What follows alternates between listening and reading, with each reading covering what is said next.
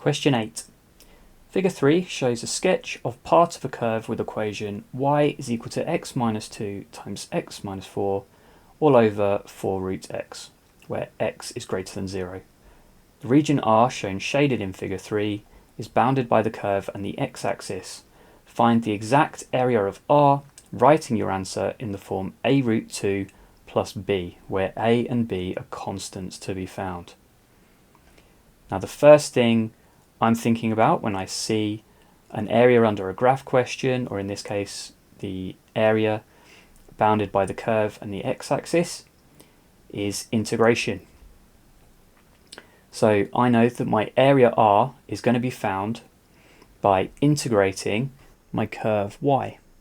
Now normally with an area under a curve question, it is useful to find the limits of the integration.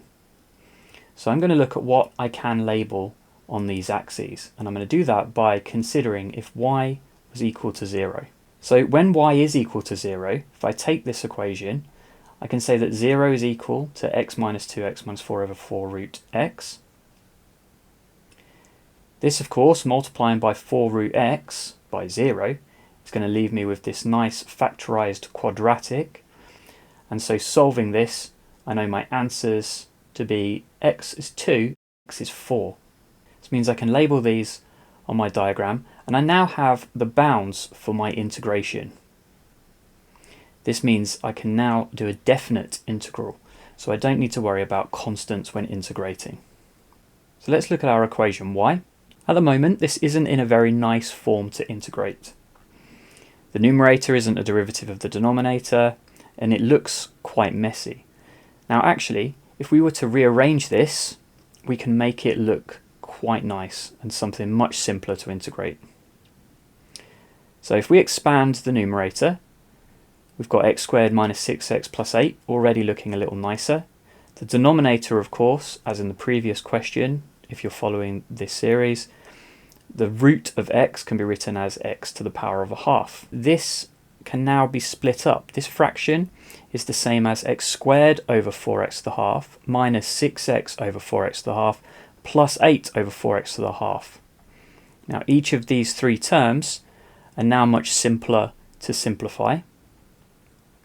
And so we've got a quarter of x 3 over 2, so it's the numerator subtracting the denominator power, 3 over 2 x to the half, and 2 x to the minus a half.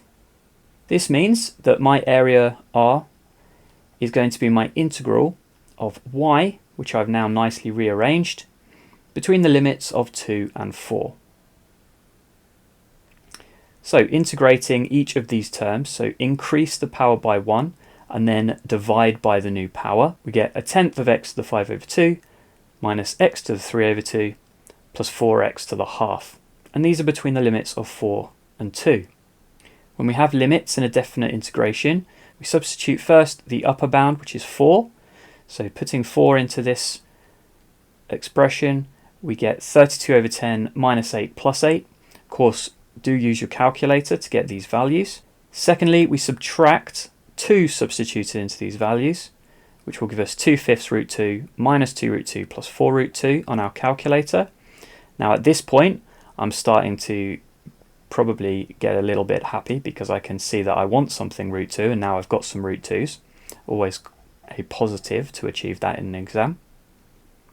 And then on our calculator we can get an answer for this, and it will give us 16 over 5 minus 12 over 5 root 2.